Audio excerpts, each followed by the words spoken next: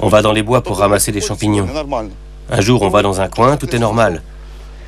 Le lendemain, on essaie un autre coin et en rentrant à la maison, on a de la fièvre et mal à la tête. Dans les bois, c'est plein de taches. Ici, c'est propre et là, il y a une grande tache. Et le soir, on ne se sent pas bien. On a de la fièvre et mal à la tête. Alors vous n'y retournez plus? Comment peut-on savoir? On n'a pas de dosimètre. Un jour, je vais ici, demain, j'irai là. Je ne sais jamais où c'est radioactif. Yura, quand travaillait-on sur la moissonneuse-batteuse? En 1991. Je saignais du nez comme une fontaine. On récoltait à la moissonneuse-batteuse.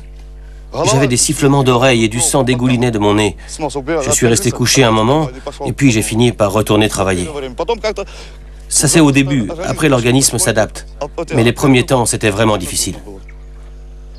Всюду ходишь по лугам, по болотам, можешь ходить повсюду или куда-то нельзя идти? Да не, везде хожу. Везде ходишь? Да. А ты знаешь, что это опасно? Иногда бывает. Может. Но тебе в дома не говорят об этом? А я им не говорю. Ты им не говоришь. Куда не ходишь? Куда нельзя? Леса. В леса нельзя? Да. Почему? Потому что там радиации много. Там Много. А там ягоды есть тоже? много. А? Черника. Черник. Собираете? Да. А потом ешь? А. Кушай. А? Это опасно? Я не знаю. А у тебя все в семье, все здоровое, никаких проблем не было? Или есть? Да так, нет. Ничего особенного. Le petit est malade. Anémie aplastique. Une maladie du sang. Il a des ecchymoses partout sur le corps, des bleus. Il voulait lui faire une greffe de moelle osseuse. On voulait être donneur, mais la nôtre n'est pas compatible. Il y a l'anémie congénitale qui ne se soigne pas. C'est un truc, comment dire, ça arrive à un certain âge, à 10 ans par exemple, et à 12 ça peut avoir disparu. Mais cette anémie-là est définitive. Il a le certificat de Tchernobyl. Conséquence de la pollution radioactive de la région.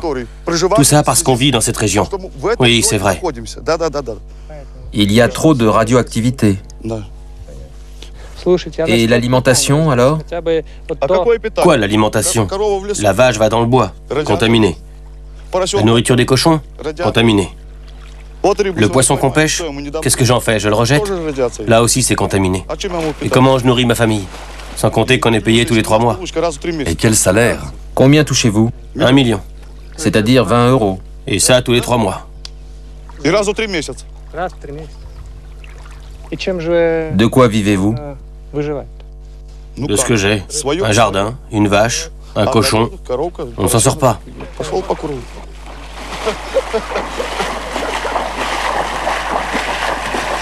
Много таких хороших мест, красивых. У вас председатель поводится.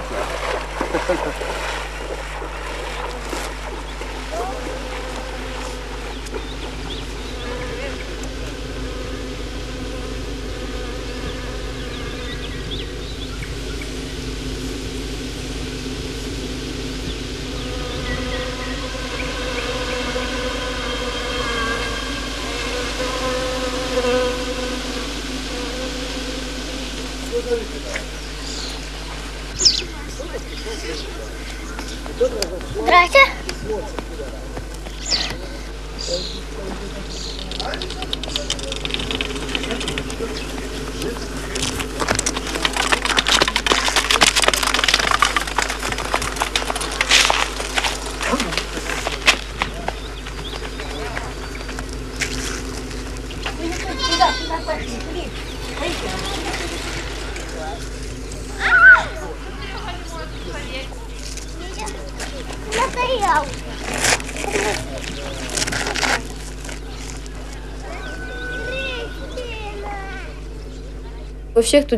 Les enfants ont mal partout, aux jambes ou ailleurs, et les adultes ont toujours des maux de tête. Il y a sûrement quelque chose ici. Il suffit que mon mari travaille un peu sur le tracteur et il rentre à la maison avec un mal de tête ou autre chose. Il se plaint. Mais à quoi ça sert de se plaindre? C'est pareil pour tout le monde.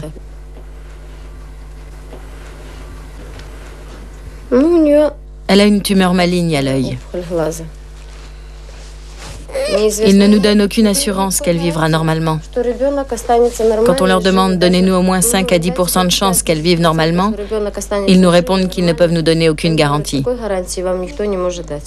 Ils la soignent par chimiothérapie pour tuer les cellules malignes. C'est horrible. Ils lui mettent du poison dans le corps. La pauvre petite reste couchée. Elle est tellement faible qu'elle ne peut plus se lever. Elle se met tout de suite à vomir. Elle a de la fièvre. Je me dis qu'ils vont finir par la tuer. Après la deuxième chimio, elle est restée 3 jours en réanimation. Le premier jour sans connaissance. Elle ne s'est réveillée qu'au bout du deuxième. Vous savez où c'est sain et où ça ne l'est pas? Non, personne ne sait rien. Des gens ont été évacués, mais nous, on continue à cueillir des fruits des bois et des champignons que l'on mange. À 10 km d'ici, il y a un village qui a été évacué, mais on y va quand même. Il faut bien qu'on vive, non? Vous vérifiez la qualité du lait? La qualité? Ils disent qu'on peut le boire. Ils le disent, mais l'avez-vous mesuré? Non, on ne mesure pas. Les pommes de terre non plus? Rien? D'une certaine façon, tout est radioactif, c'est évident. Mais il a bien fallu qu'on s'y fasse. Il faut bien manger si on ne veut pas mourir de faim.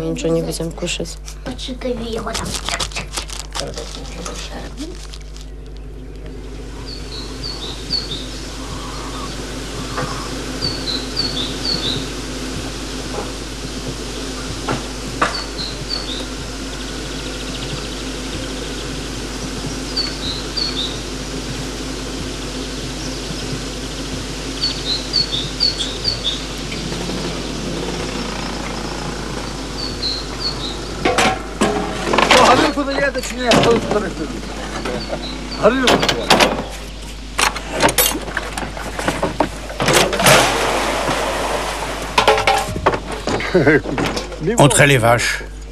Et vous êtes payé pour ça? Tu parles? À qui vendez-vous le lait? À la laiterie. Et ils ne vous paient pas? Non.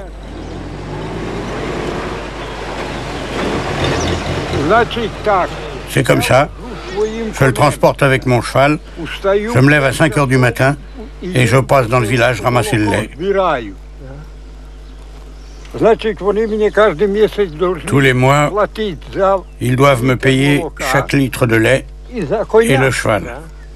Combien? Combien doivent-ils vous payer? Ce qu'ils veulent. Et ils paient? Personne ne paie.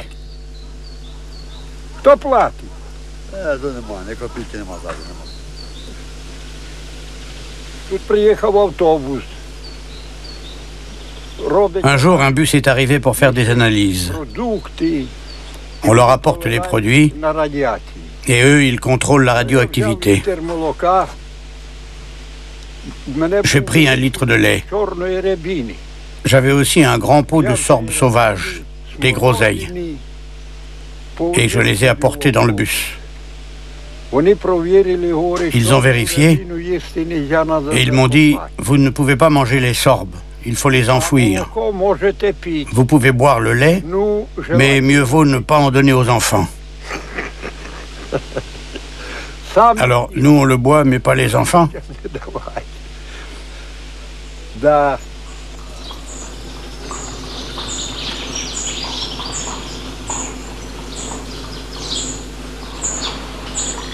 Когда мы касаемся вопросов, которые действуют на длительных исторических... Quand on aborde des problèmes sur le long terme, les scientifiques sont souvent aussi peu préparés, aussi ignorants, aussi peu clairvoyants que le citoyen moyen.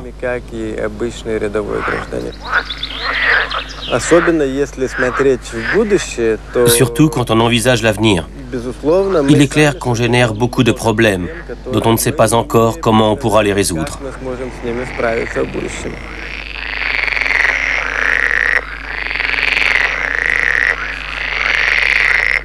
Au cours des 10 dernières années, il y a eu beaucoup d'accidents, de catastrophes, qui ont prouvé que nos sociétés, nos gouvernements ne sont pas préparés pour réagir de façon adéquate. Je ne pense pas qu'ils se rendent compte, que les sociétés se rendent compte des véritables dangers liés au développement de cette technologie.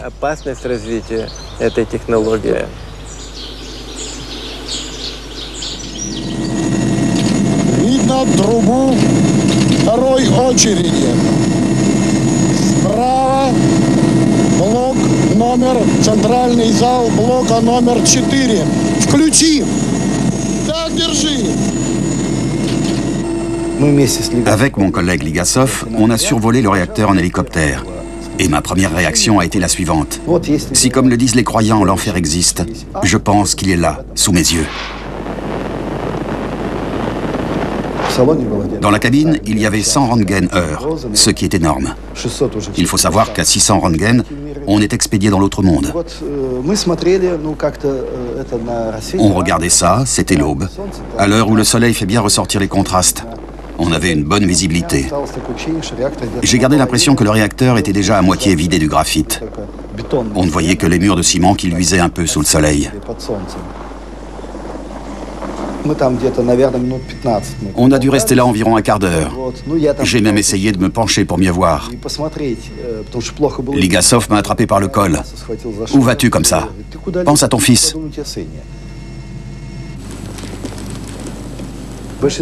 La plupart des gens qui étaient avec moi là-bas ne sont plus là. Ligassov, le professeur Karasyov de Kiev, tous sont déjà morts.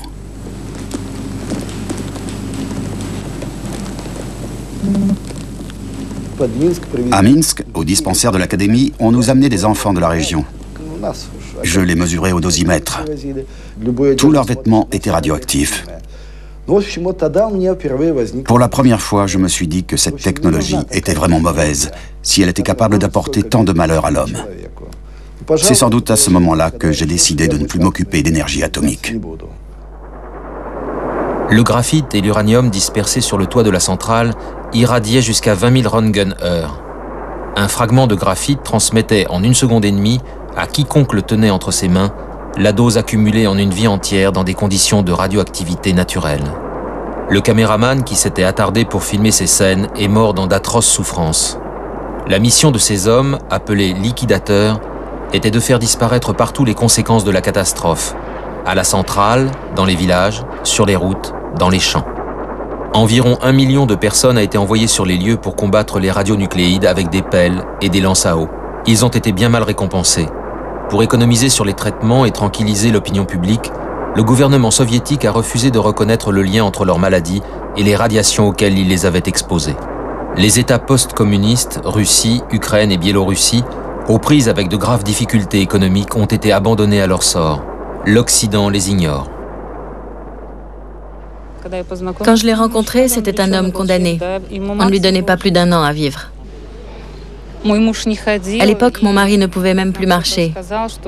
Mais on dit que l'amour fait des miracles. Je l'ai rencontré parce que je suis infirmière.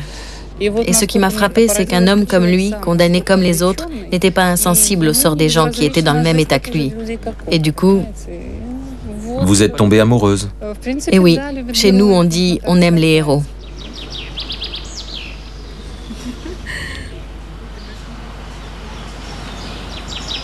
Le petit me demande souvent « Maman, comment je peux faire pour ne pas brûler dans le feu ?»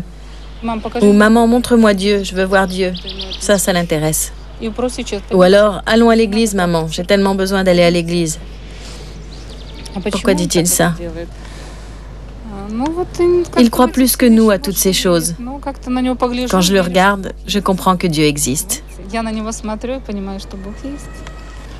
Тебя как зовут? Виталька Славик. Погромче-ка, я не слышу. Виталька Славик. Я живу в Борисове. Ты в Борисове живешь. А сейчас на минутку сюда приехал. А почему? Потому что я заболел. Заболел? А у меня здесь болит бок, потом болел здесь и здесь. Здесь, в животике болит, да? Да, болел. А ножки как? Хорошо. Хорошо? У меня вот эта ножка болела. Болела. Теперь встала.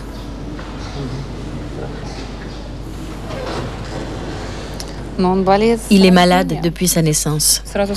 Ils nous ont tout de suite dit qu'il avait un polype qui lui bouchait complètement le rectum et qu'il fallait l'opérer d'urgence. Ils disent que ça peut prendre une forme chronique. C'est une maladie qu'on trouve en général chez les adultes. On savait que ça risquait d'arriver. Parce que c'est le fils d'un liquidateur? Oui, c'est pour ça qu'on avait si peur. Je savais à quoi on s'exposait et bien sûr, toute ma grossesse s'est passée avec cette inquiétude.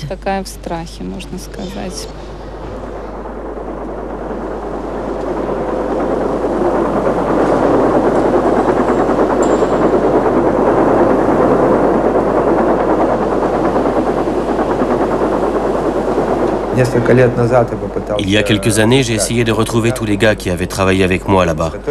Pour être tout à fait honnête, je n'ai retrouvé personne. Je recevais des réponses. Il est mort, il est mort, il est mort. Nous étions chargés d'installer l'éclairage parce que les travaux ne s'arrêtaient jamais, de jour comme de nuit, 24 heures sur 24. Notre travail était d'assurer l'éclairage pour la nuit. On tirait des câbles à partir d'un panneau électrique. Il y avait 5 à 10 hommes qui empoignaient chaque câble, et à toute vitesse, ils tiraient. Puis ils le lâchaient, et une autre équipe arrivait en courant. Il ne fallait pas y rester plus de 2 minutes. Là, il y avait une échelle de secours. C'est par là, par cette échelle directement fixée au mur, qu'on arrivait pour éclairer le site. Et vous, vous n'y restiez jamais plus de 2 minutes? Non, cette durée c'était simplement théorique. La radioactivité là-bas au fond est de temps. Vous disposez de tant de minutes. Mais comment voulez-vous faire un travail en si peu de temps? 2 minutes. On arrive en courant et à peine arrivé, il faut repartir. C'était pas réaliste. On y restait 5 minutes, parfois 7, alors qu'on n'avait droit qu'à 2. Значит, вот здесь вот до вас соскоблили куски крыши, рубероид, его нагружаете на носилки, вот сюда подбегаете и на улицу вот сюда вниз бросаете очищенный мусор. Ясно? Значит, да. Один набрасывает, двое носит. Когда прибежали сюда на участок, начинаете считать до 90. 1, 2, 3, 4, до 90. Как только 90, бросаете инструмент и бегом назад. Вопросы? Нет, понятно. Так, все, все, вперед!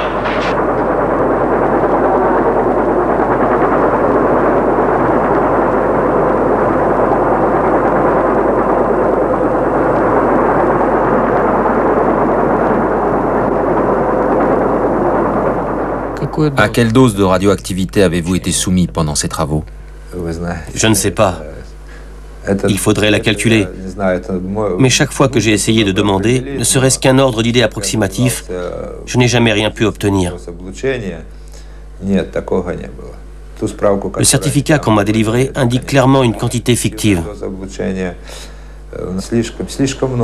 Il y en aurait eu trop, de l'ordre de... en dessous de 1000 Röntgen, mais au-dessus de 500.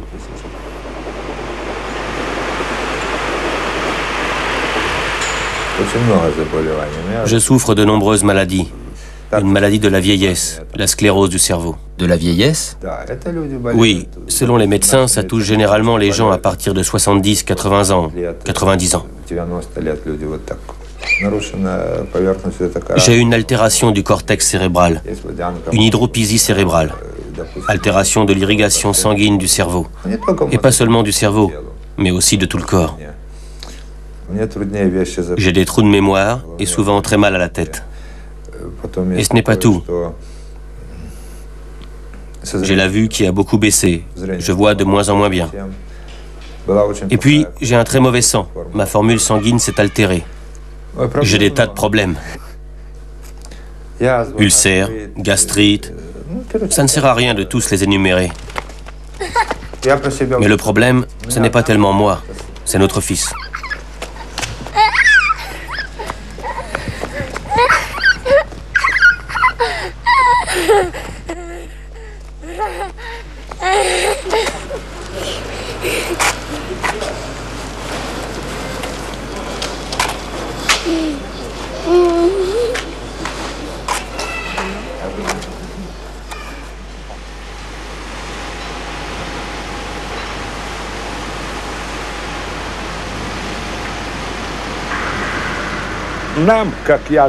Moi, je connais bien tous les véhicules militaires. Ils nous ont envoyé des bâtis. Qu'est-ce que c'est? Devant, sur la base d'un blindé, il y a une pelle.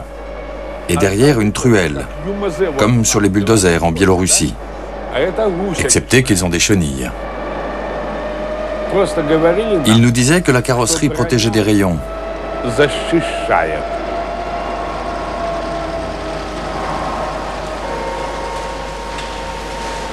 Vous vous souvenez d'un certain Barovski qu'on a rencontré il y a 8 ans? Oui. Où est-il?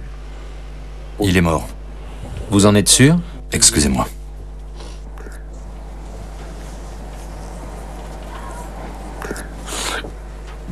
Beaucoup de disparus. Beaucoup sont déjà morts. Je peux vous montrer la liste.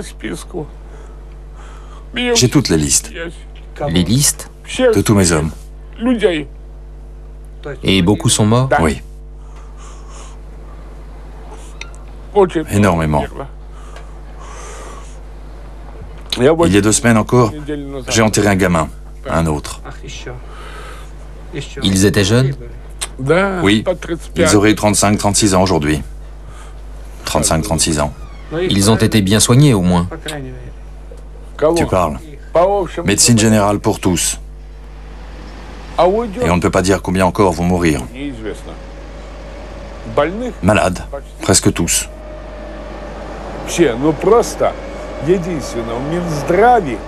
Au ministère de la Santé, ils ne veulent pas reconnaître l'invalidité liée à Tchernobyl. Ça leur coûte cher.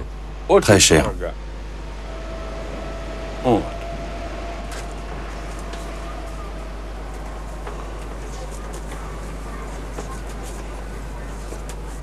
Vous me laissez la photo? Bien sûr. Je n'arrive pas à m'y faire. On travaillait ensemble à l'usine.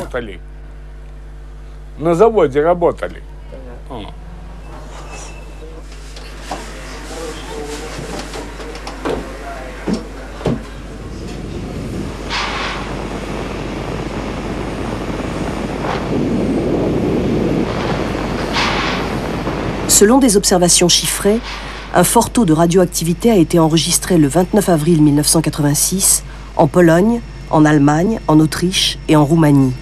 Le 30 avril en Suisse et en Italie du Nord. Les 1er et 2 mai en France, en Belgique, aux Pays-Bas, en Grande-Bretagne et dans le nord de la Grèce. Le 3 mai en Israël, au Koweït et en Turquie. Entre le 2 et le 6 mai, des substances gazeuses et volatiles projetées à haute altitude se propageaient au-dessus de la planète, atteignant le Japon, la Chine, l'Inde, les États-Unis et le Canada. En moins d'1 semaine, Tchernobyl était devenu un problème mondial. Il est difficile d'imaginer quelles auraient été les conséquences pour le monde entier si les liquidateurs ne s'étaient pas sacrifiés pour éteindre et confiner le réacteur en feu.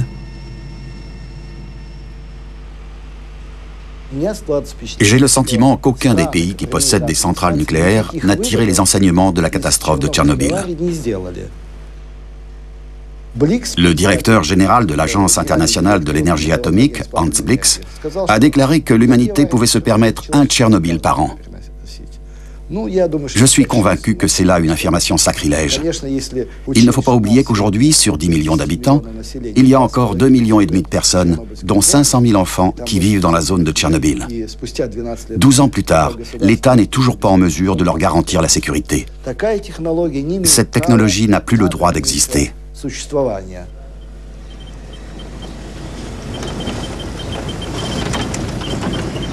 Je suis allé en Angleterre, en France, en Allemagne, aux États-Unis, et j'ai visité des centrales nucléaires après Tchernobyl.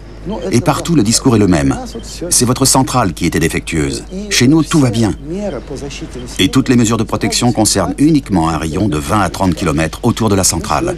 Alors que nous, aujourd'hui, nous ne pouvons pas garantir la sécurité des personnes à moins de 200 km. Ancien directeur de l'Institut pour l'énergie nucléaire de l'Académie des sciences de Biélorussie, le professeur Nesterenko s'est donné pour mission, dès les premiers jours qui ont suivi l'accident de Tchernobyl, d'essayer d'en réparer les conséquences. Entre 1990 et 1993, il a dirigé un comité indépendant d'experts composé de 200 scientifiques. Ces spécialistes biélorusses, ukrainiens et russes, en contradiction avec l'Agence internationale de l'énergie atomique, ont établi que la catastrophe avait eu de terribles conséquences sur les populations des 3 républiques.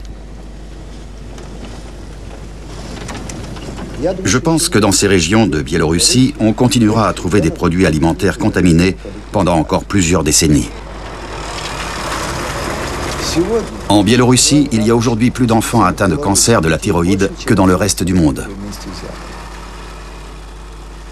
La chose la plus importante à signaler est que sous l'action des radiations, du fait que depuis 12 ans la population consomme des produits contaminés par les radionucléides, les systèmes immunitaires sont extrêmement touchés et affaiblis. Les organismes ne sont plus en mesure de se défendre contre les nombreuses infections. J'appelle ça un sida nucléaire.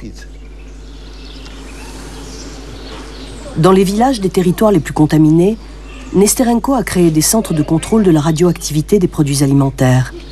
Ils enseignent aux instituteurs, aux médecins et aux infirmières les moyens de protéger les populations, surtout les enfants. Le pays étant confronté à de graves difficultés économiques, de nombreux centres ont dû fermer. Les autres ne résistent que grâce à l'aide financière des ONG occidentales. Dans cette ambulance offerte par des Irlandais, Nesterenko parcourt la région avec un spectromètre pour mesurer le rayonnement du corps humain.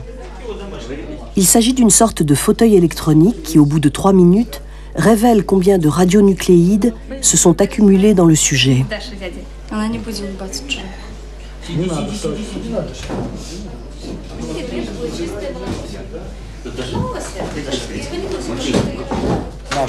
Nos mesures montrent, hélas, que les enfants sont contaminés. Si on prend le village de Svetilovici, qui se trouve à 80 km de Gomel, autrement dit à plus de 200 km de la centrale, il y a 23% d'enfants déjà atteints de cataracte ou de cécité à cause des radiations. Dans ce même village, plus de 84% des enfants souffrent d'arythmie, ce qui veut dire autant d'infarctus potentiels. Mais pas seulement potentiels, la jeunesse est déjà très touchée.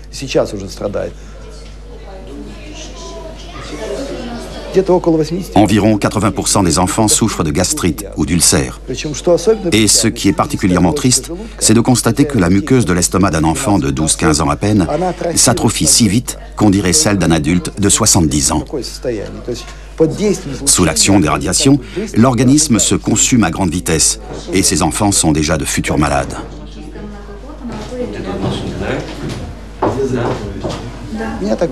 Moi-même, je suis dans un état similaire. Je n'ai plus de ferment dans l'organisme. Je ne sais plus ce qu'est une pomme, un concombre, une tomate.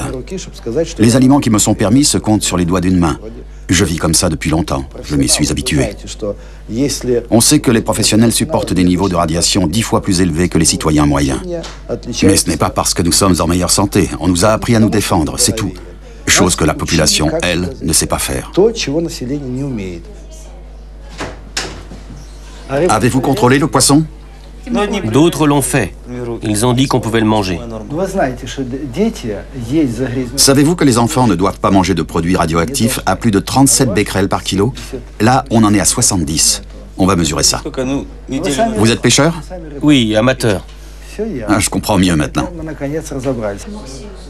Ils n'en ont pas mangé beaucoup. Juste un peu pour goûter. Moi, j'en mange. Alors ils me demandent de leur faire goûter. Le becquerel est l'unité de mesure de la radioactivité. Un becquerel correspond à une désintégration à la seconde de n'importe quel radionucléide actif. La présence dans le corps humain de 37 becquerels par kilo signifie que chez un enfant de 10 kilos, ce sont 370 atomes radioactifs qui se désintègrent à la seconde. Au-delà de ce seuil, on observe de graves lésions sur les organes vitaux. En accord avec le simple bon sens, médecins et scientifiques estiment que le niveau vraiment normal dans un corps humain devrait être de 0 becquerel.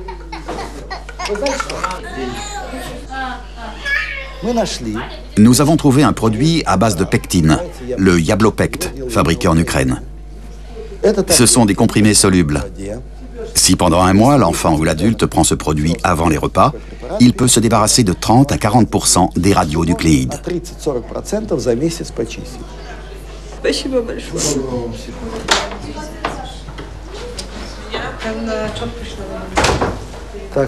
Alors, où en était notre petite Marina? Elle avait 471 becquerels par kilo. Marina, vous avez pris vos comprimés? Je les ai pris. Combien en avez-vous pris? Il m'en reste plus que 3.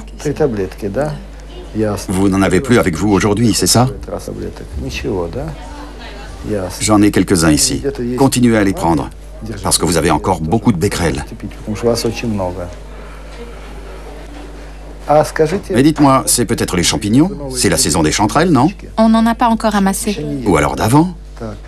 Vous mettez des champignons secs dans la soupe? Non, il nous en reste plus. Son père est garde forestier, peut-être un peu de gibier? Un lièvre? Non, on n'en mange pas. Au sujet des champignons secs, elle a dit qu'il n'en restait plus. Ça veut dire qu'ils les ont tous mangés? Exact. Vous en aviez? Oui. Beaucoup? Et quand les avez-vous mangés? En avril, je crois. En avril? C'était il n'y a pas longtemps. Marina, vous avez 15 ans, n'est-ce pas? Ou un peu plus? 16.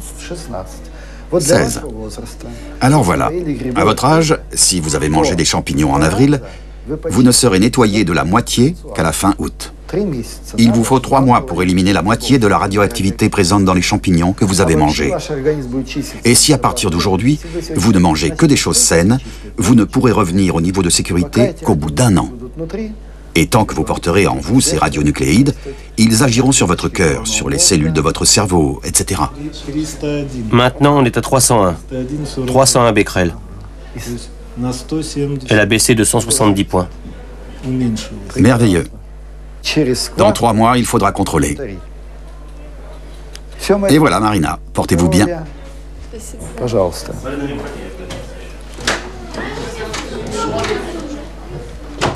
Oui, il y a quelque chose dans cette famille. Il faudra être vigilant. Nous avons distribué les comprimés à ces enfants. Ils en ont pris en moyenne 2 fois par jour.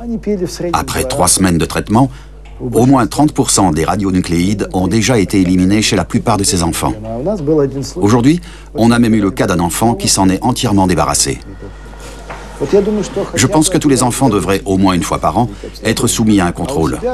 Dans les régions contaminées, il faut leur distribuer ces médicaments 3 à 4 fois par an. Le coût de l'opération, par enfant et par an, revient à peu près à 28 $.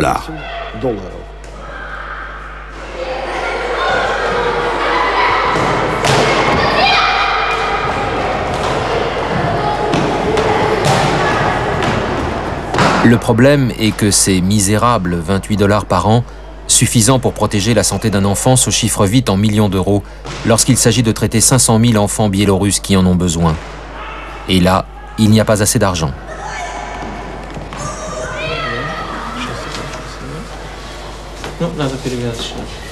Тут практически, вы знаете, уже полость, а полость тампонирована вот этими тампонами. То есть это гадость уходит. Ну, ждем. А ликвор у него сейчас нормальный? Ликвор, время, надо, снимем шов, наверное, мы пишем домой. Да, можете. Где мама? Да. После реанимации сюда, что ли?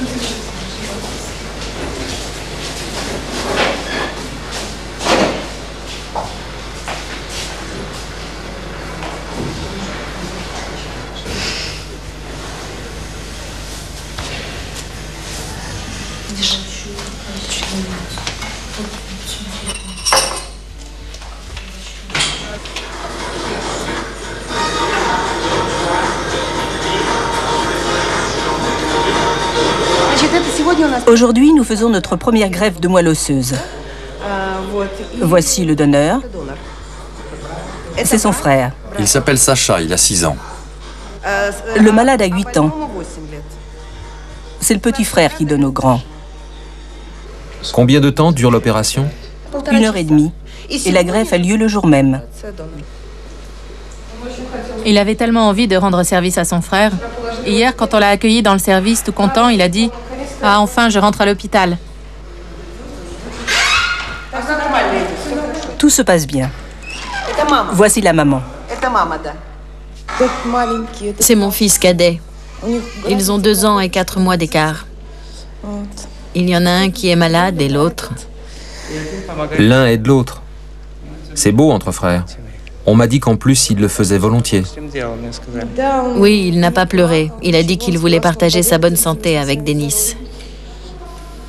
Je vous souhaite bonne chance. Si Dieu le veut.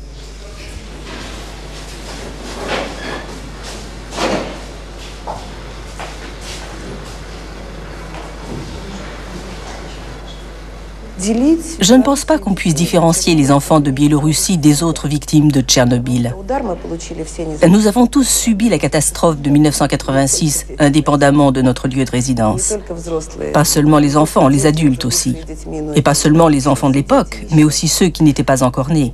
Et les mères qui ont vécu dans des conditions hautement radioactives et qui accouchent aujourd'hui. C'est pour cela que je pense que tous nos enfants sont des enfants à haut risque, à cause des radiations et de leurs effets sur l'organisme.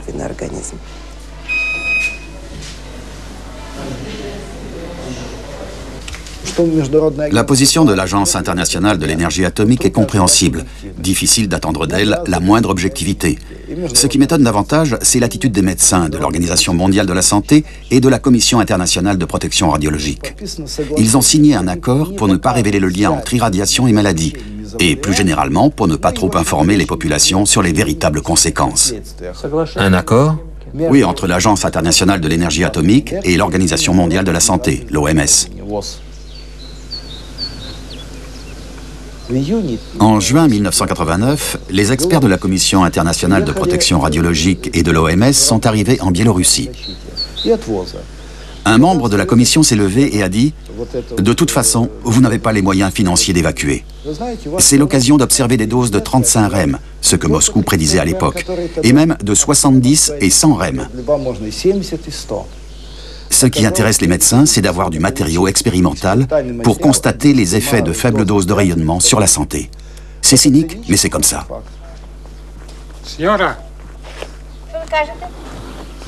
Pardon? Bonjour.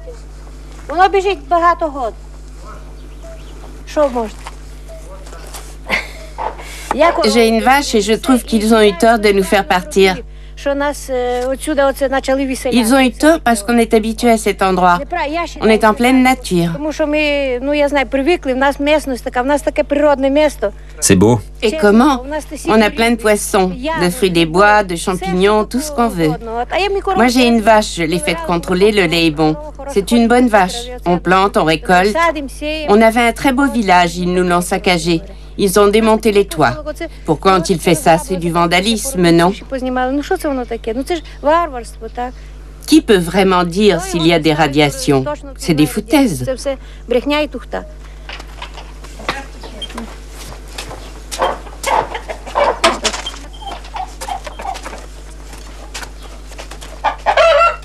Vous vendez le lait? Oui, on ne boit pas tout. Vos vaches, où les sortez-vous? Ici. Dans le pré? Non, dans les jardins, puisque tout le monde est parti. Et l'herbe est saine? Je n'en sais rien, moi.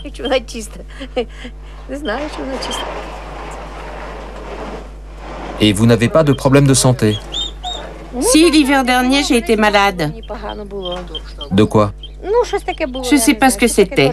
Quelque chose qui s'est développé sur ma peau, sur les bras, sous les aisselles, partout.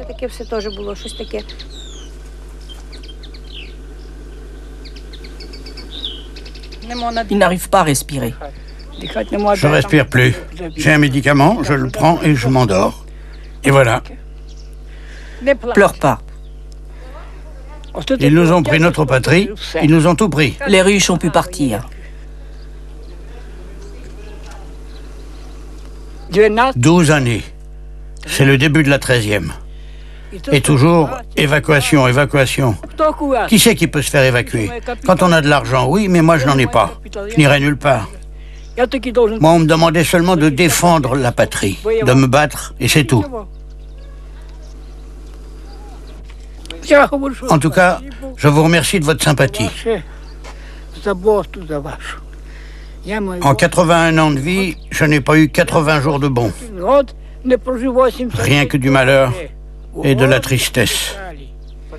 Pourquoi? Vous voyez pas ce qui nous arrive ici? Le socialisme, le communisme ou encore ça, l'explosion, c'est tout comme ça. C'est pour ça qu'on ne sait rien. Et si Dieu veut, on continue à vivre.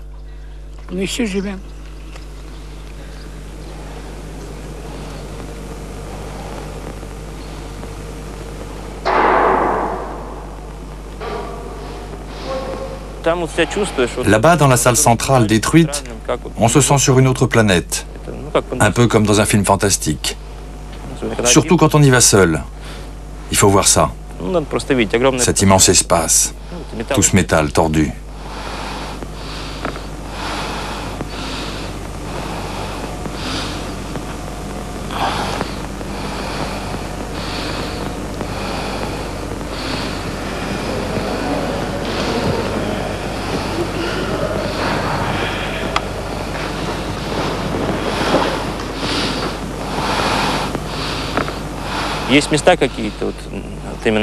Il y a certains endroits sous le sarcophage, c'est comme si on tombait dans un trou temporel.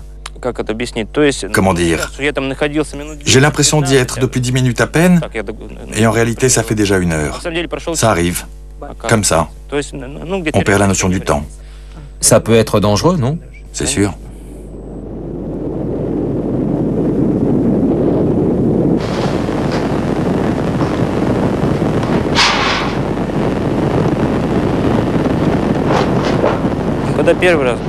La première fois qu'on m'a donné une caméra pour filmer et que je me suis retrouvé à l'intérieur, on m'avait prévenu que j'aurais près de 200 Röntgen sous les pieds. J'avais la sensation que mes pieds étaient en feu. 200 Röntgen. Ensuite, je m'y suis habitué. Pour moi, maintenant, c'est un travail comme un autre. À l'intérieur du sarcophage, figé comme de la lave, il y a 200 tonnes de combustible nucléaire éparpillées en divers endroits et qui devront être extraites dans les années à venir.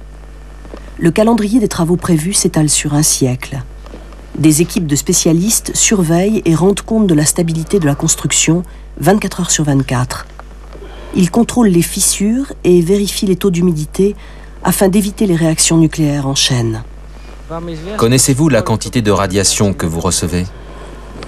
Bien sûr. Mais c'est mon secret. Je suis en règle avec les doses officielles, avec les normes. Mais il y a aussi des doses que je suis seul à connaître. Si je me limitais aux doses annuelles autorisées, je ne pourrais rien filmer. Pourquoi? Je n'aurais pas le temps. Selon les normes, combien de temps peut-on rester? Selon les normes, dans un endroit comme ça, pas plus de 2 secondes. Non, si peu? Oui. Tout dépend du niveau de radioactivité. Et en 2 secondes, on ne fait rien.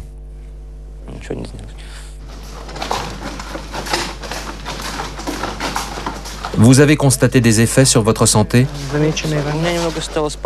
J'ai commencé à avoir des problèmes de mémoire. Et il m'arrive de perdre la coordination des gestes.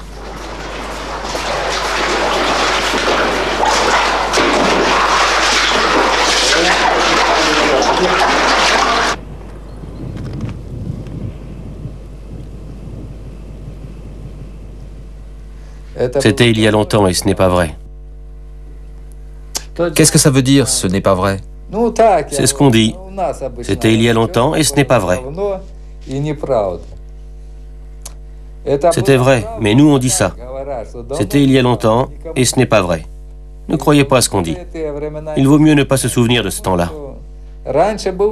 Avant, j'étais un homme, je marchais, je conduisais ma voiture. Et maintenant, plus rien. L'horreur. Moi, je précédais les colonnes. J'arrosais la route à cause de la poussière, pour que les colonnes puissent passer. Mais dans la voiture, il y avait encore plus de radioactivité que sur la route.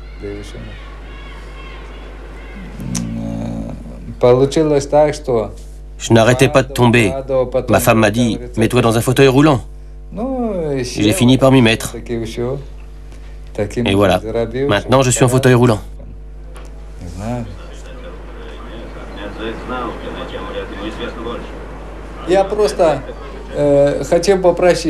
Je voudrais simplement demander s'il y a des gens à l'étranger qui veulent bien Je ne sais pas. M'aider à avoir une voiture. M'amuser, n'importe quelle voiture, juste pour pouvoir aller à la campagne. Parce que loin de la nature, c'est difficile. Le cauchemar.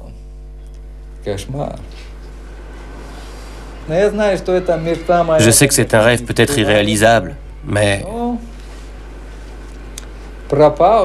l'homme est foutu, c'est tout. Vous êtes croyant? Il y a quelque chose, je ne sais pas. Pourtant, il ne me semble pas avoir tant péché devant Dieu, mais je ne sais pas, normal. Le cauchemar.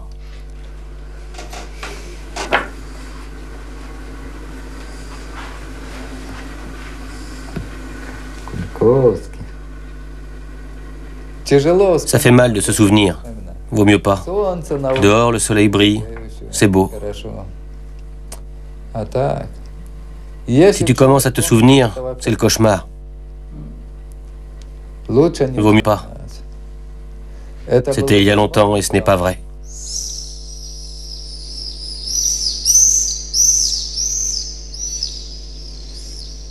Tchernobyl est l'un des noms russes de l'absinthe, cette plante dont on tirait une liqueur alcoolique amère. Cela signifie aussi amertume, douleur, tourment. 2000 ans avant la catastrophe, l'Apocalypse de Saint Jean évoque le nom de cette plante, appelée Tchernobyl en russe, dans cette vision de fin du monde. Le troisième ange sonna de la trompette, et une grande étoile ardente comme un flambeau tomba du ciel sur la troisième partie des fleuves et sur les sources des eaux.